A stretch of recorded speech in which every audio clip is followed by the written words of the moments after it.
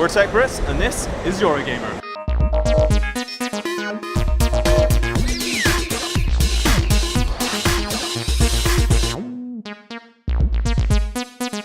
So I'm here with the WiiU, just demonstrating the panorama view.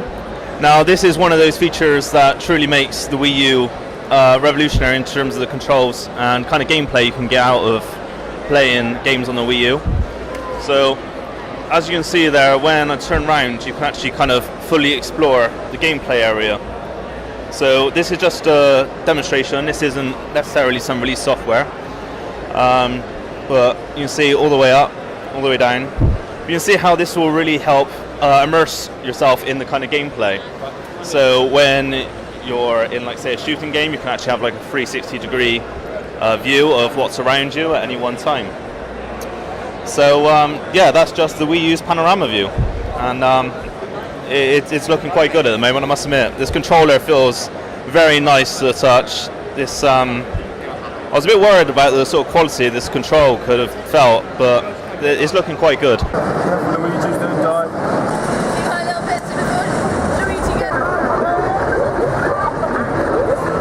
So I'm here with Halo 4, a franchise that I'm insanely familiar with and I've loved for a long time. And now I wasn't a big fan of Halo Reach or Halo ODST. I feel that they changed it up a bit too much and the gameplay just didn't feel quite the same.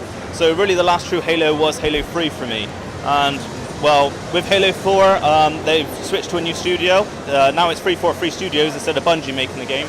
And luckily it doesn't seem like they've altered it too much. In fact, I think they've done a much better job on this than Bungie did with Halo ODST or Halo Reach. So I'm pleased to say that at least the multiplayer part of the game looks fantastic, and I think the single player will hopefully shine just as much quality as this game has.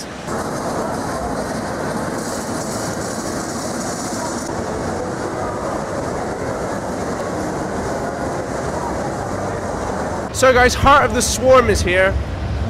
As you know, Heart of the Swarm is the sequel to Wings of Liberty, and it's focused from the Zerg point of view. In the multiplayer, we've got a whole new bunch of units, so that's what I'm going to go and check out now. Try and drag me off.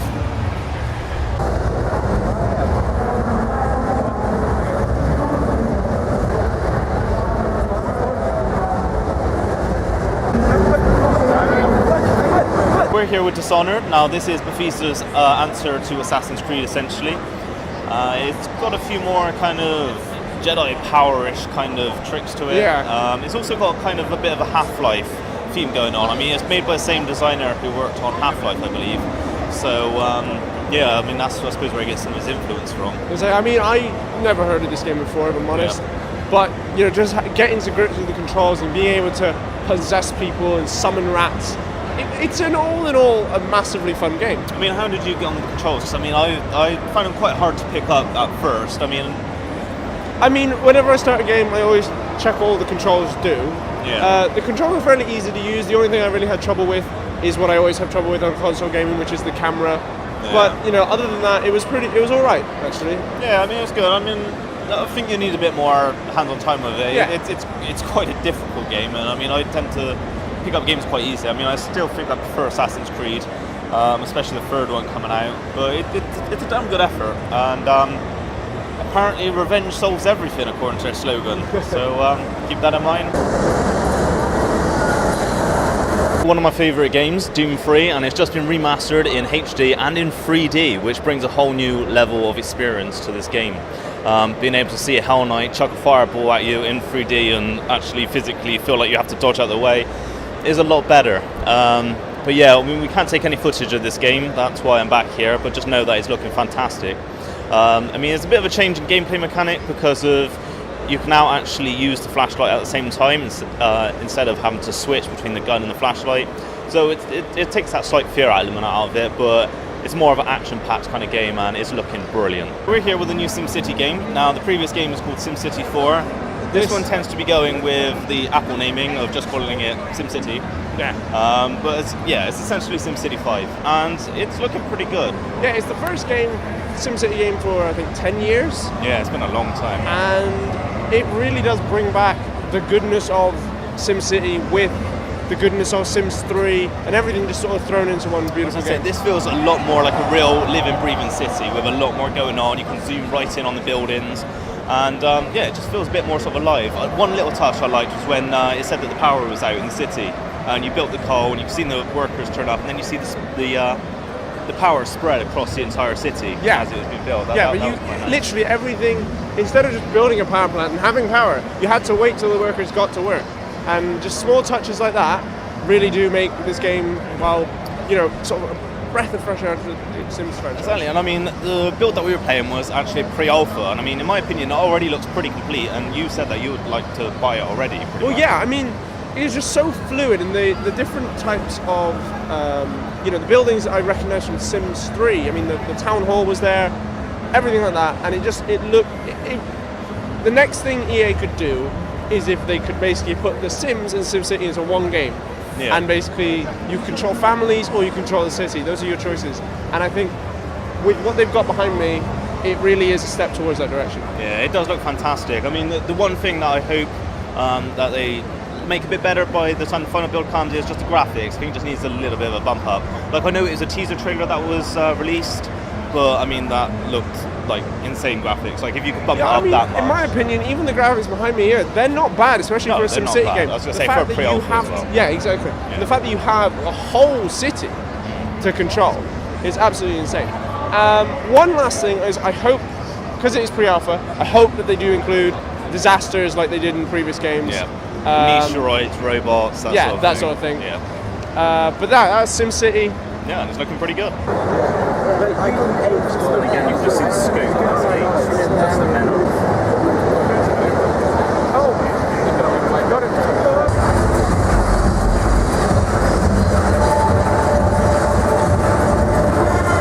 Okay, so we're here with the new Need for Speed, Most Wanted. Now, the last good Need for Speed game, in my opinion, was Underground, where it was pretty much a open kind of world. You could drive around, you could tune up your car in like the little garages, and that was just fantastic.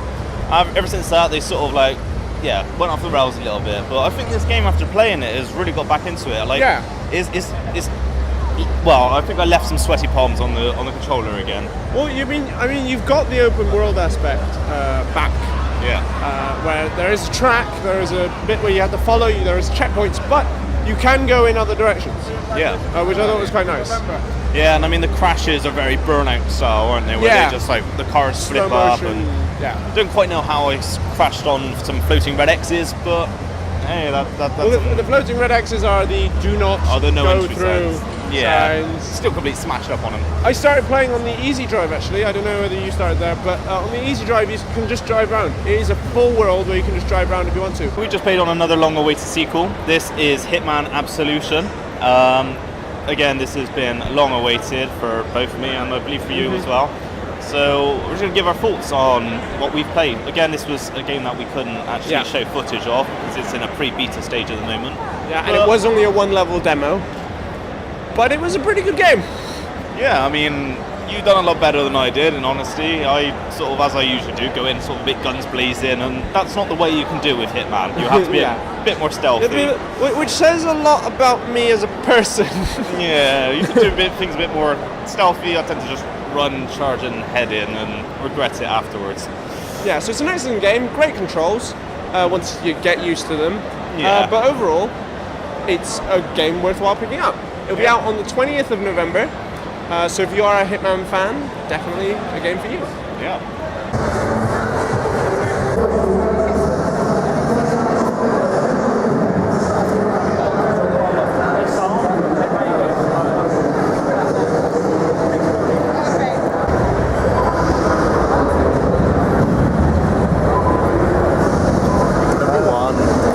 Okay, so I'm sure many of you want to see the new PlayStation. It's something that I'm not sure is quite necessary this late in its cycle, since it's pretty much certain that the PS4 will be coming out next year. But this is a PS3 Slim.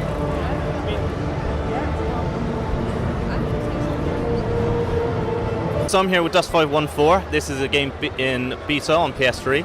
Now, the unique thing about this game is that PC players can log into EVE Online and basically strategize the game for the ground troops. Now, the ground troops are what play on the PS3, and they play just like a normal first-person shooter. While, like I said, the PC players control all the battleships or the vehicles that they have access to.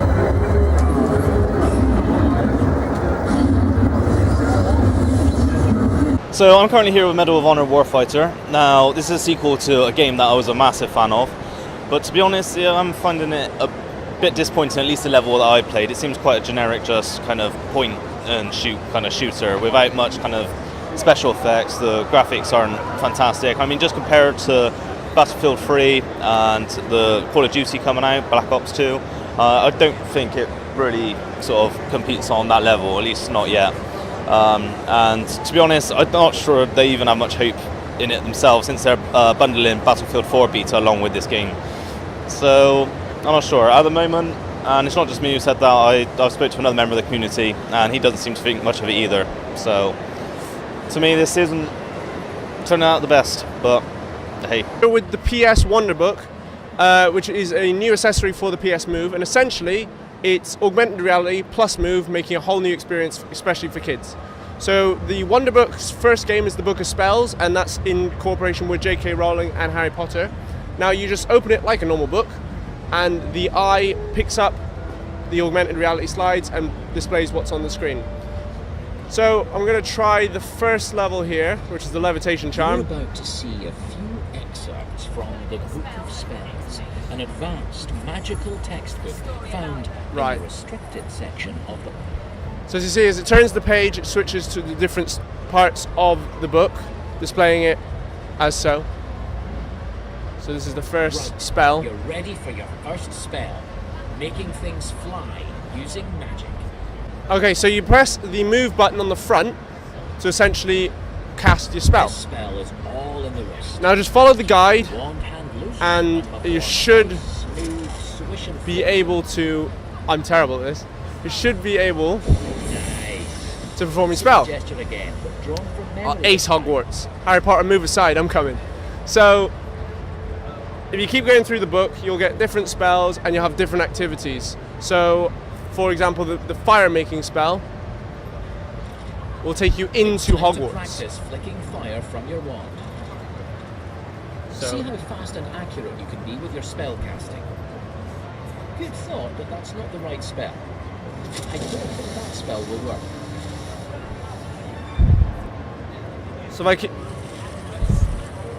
So as you can see, the dynamic animations make for an even better game.